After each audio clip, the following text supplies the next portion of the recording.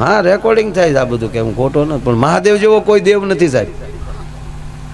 વરદાન ઈ આપતો હોય અને એને આંગણે ગમે એવો આવ્યો હોય એટલે કહી દે માંગ લે મેરે બચ્ચું, એટલે જે માગે શિવ તરત કે તથાસ્તુ. ટ્રાફિક નો દેવ જ નહીં, એટલે કૈલાસમાં રહી બરફના ટેકલામાં આવ્યો નથી ગયો નથી, જ્યાં કોઈ ખોટી થાય જ નહીં. એમાં 88,000 વર્ષનો તપસ્યા, ભગવાન શિવની સમાધિ, જ્યાં ધીરે ધીરે જ્યાં ભોળાનાથે આંખ ખોલી,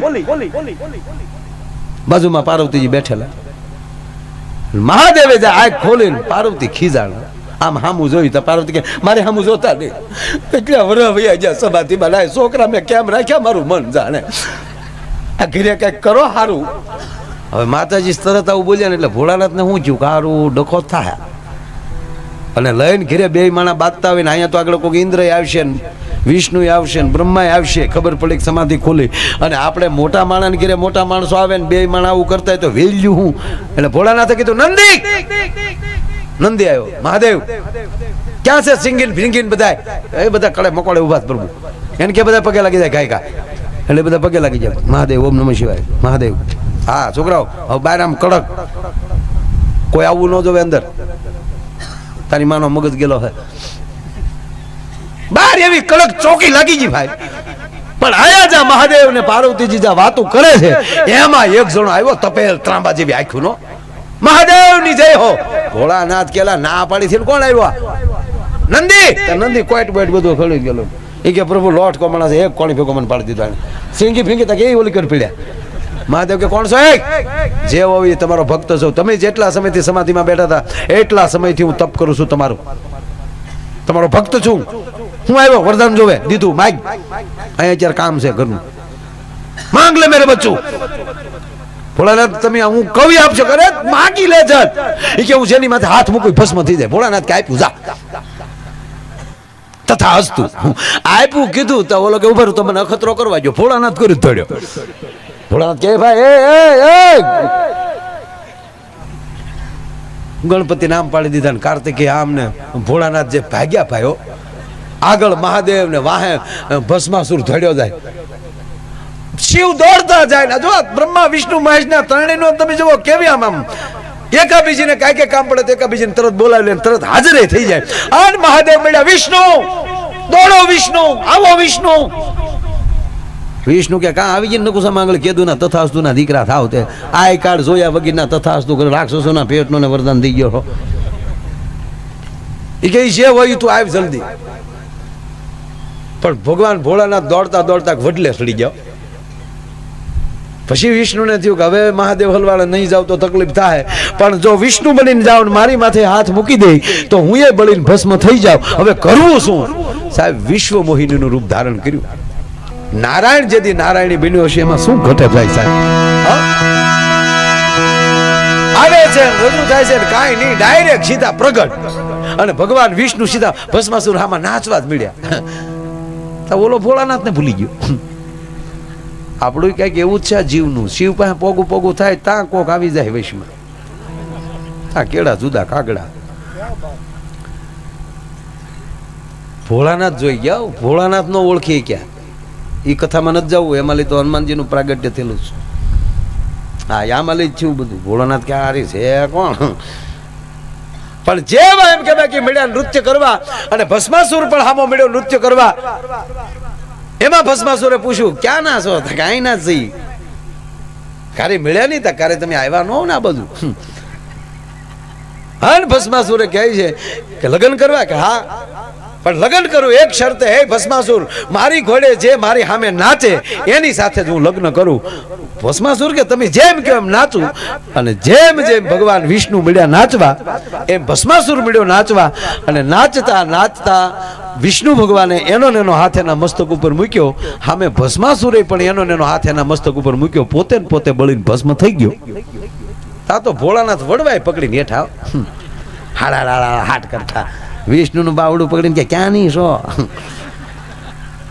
ત્યારે ભગવાન વિષ્ણુ એમ કહે છે કે હે ત્રણ નેત્ર વાળા, એકવાર આંખું વીચીને તો જો તારી સામે કોણ ઊભું છે.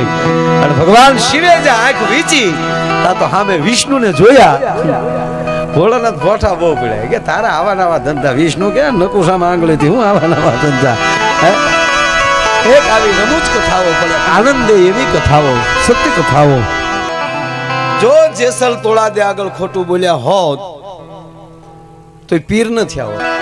તોળાદે આગળ કહેવાનો મતલબ જેસલ જો ખોટું બોલ્યા હોત, 3-4 વ્યક્તિ આગળ ખોટું ન બોલો, એક જેને તમે ગુરુ માનો છો એની આગળ ખોટું ન બોલવું, જેવા હોય એવું પ્રગટ થઈ જાવ ગમે આવા છે બાપુ, તો એને ખબર પડે આને ક્યાં કેડે સડાવવું.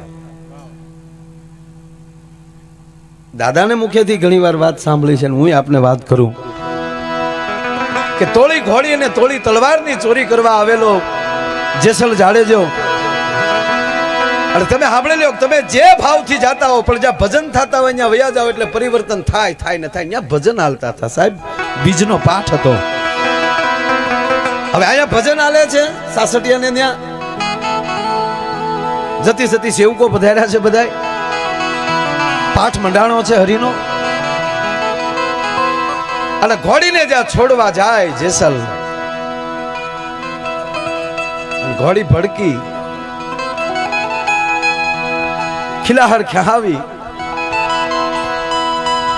અને ઘોડીનો અવાજ સાંભળીને સાસટિયા કાઠીએ તોળાદેને કીધું, તોળાદે જોવો તો શું અવાજ છે.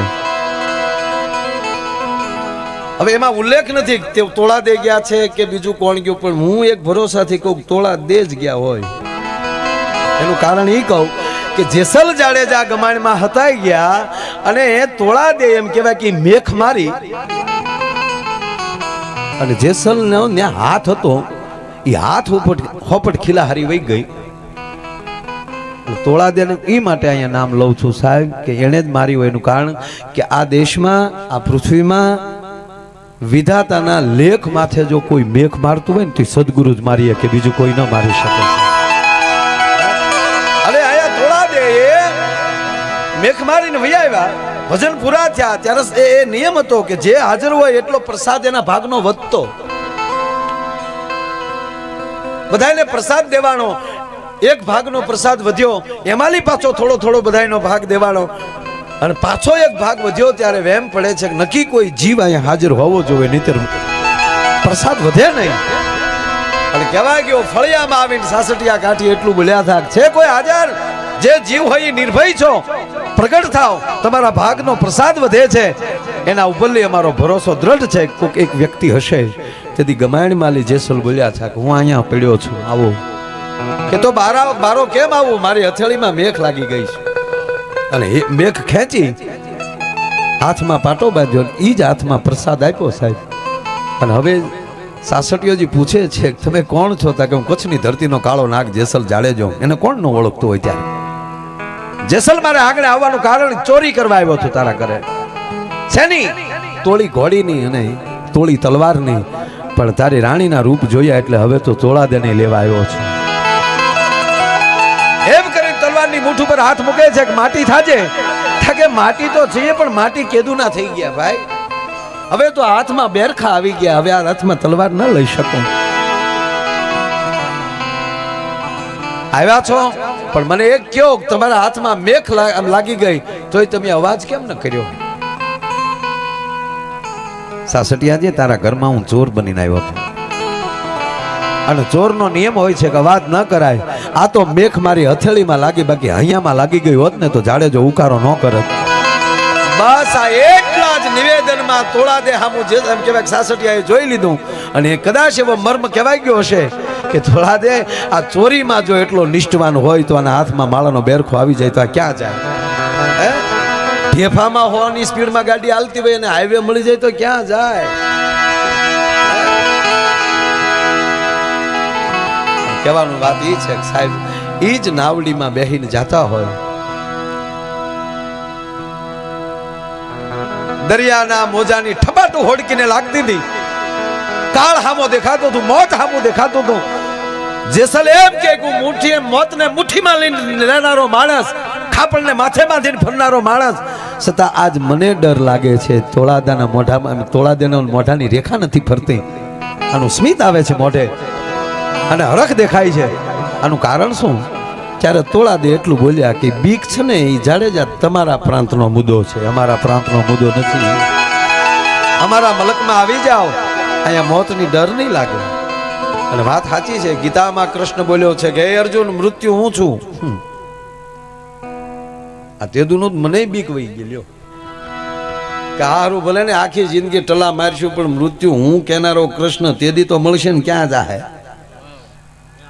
અને આ મહાપુરુષો તો મૃત્યુને મહોત્સવ માને છે સાહેબ. સિકંદર નો પ્રસંગ યાદ આવે.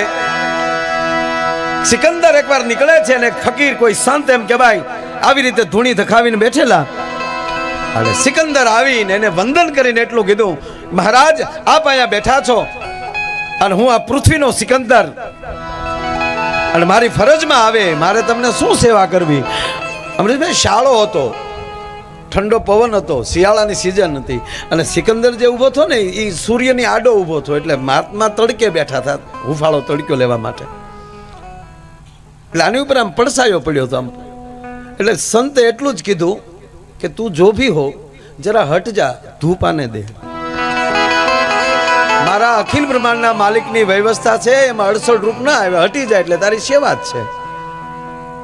અને તમે સાંભળજો, પછી સિકંદરને સમજાણું કે ઓહો આની કહું છું હું સિકંદર છું, એને બદલે મારી પાસે કાંઈ માગવાને બદલે એને એમ કીધું કે મારા પરમાત્માએ મારા માટે વ્યવસ્થા કરી છે, તું હટી જા.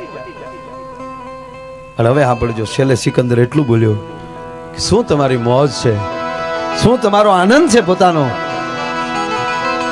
અને સિકંદર ઈ સંતને એમ કહે છે કે તમારી આ જે લહેર જોઈને મને એમ થાય કે મારી સમૃદ્ધિ કાંઈ છે જ નહીં, પણ આજ હું એવી પ્રતિજ્ઞા કે લઉં છું કે હું ગુજરી જઈશ અને પછી મને પરમાત્મા પૂછશે કે તારે શું થવું, ત્યારે એમ કહે કે આની જેવું એક ફકીર થવું છે, આની જેવો સાધુ થવું છે. હવે સાંભળજો, નાલી સંતે જવાબ એવો આપ્યો કે તો મરવાની બીજા જન્મ લેવાની જરૂર નથી, બધું મૂકીને બેસી જાય મારી પાસે.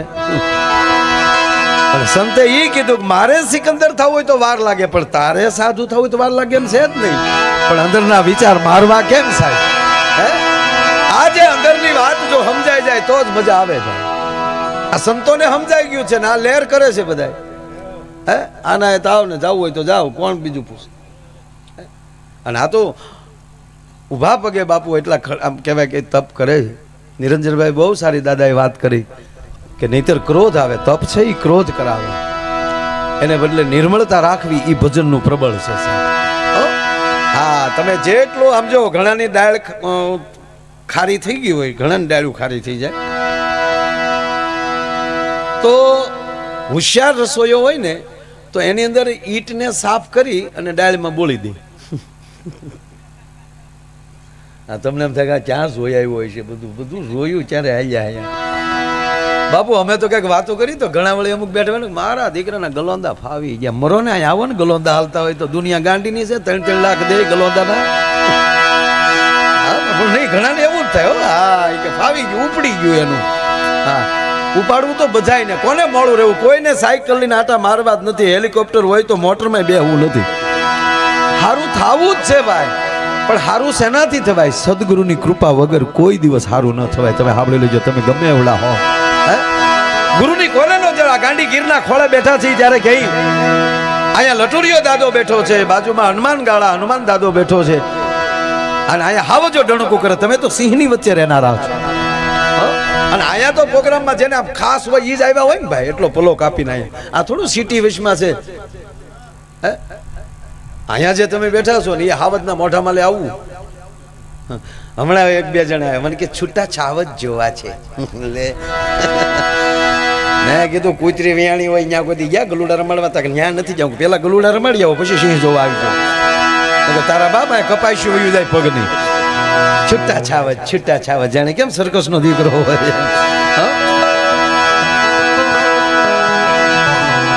મારો કહેવાનો અર્થ, અહીંયા ગાડી ગીરમાં બેઠા છીએ, હું તમને આનંદ જ કરાવવાનો છું. ભજનનું નામનું મારામાં રગઈ નથી. તમને થાય કે આ ટીલું તાણીને બેઠો ને ખોળામાં રામ નામ્યું ના ભગવી કફની પહેરી, હું એમ કઈ સાધુ થાવ એમ સૌ નહીં. હા, હજી છોકરા પરણાવાના ડોહા બાકી. ઇનોવાના હપ્તા કોણ બાપો ભરશે? હા, તું ઘડીક બે જાય મારો બાપ, પછી જો આમ તું. હા, આ સેવા કરે બધાને તાળીઓથી વધાવો સાહેબ. પૈસા દઈએ કે સેવા કરવી ને નાની માના ખેલ નથી. હાથમાં કીટીલું લઈને માણસને પાણી પાવા. હવે તો જો કે બોટલો આવી ગઈ, નાના હતા તેથી સાંભળ્યું હતું પાવળે પાણી વેચાય તો આપણે ને આપણે હાસુ નહોતા માનતા ઈ નહીં આપણે બોટલો ખરીદીને પી લ્યો આ એક જન્મમાં બે ભવ જોયા એક ભવમાં બે ભવ જોવા મળ્યા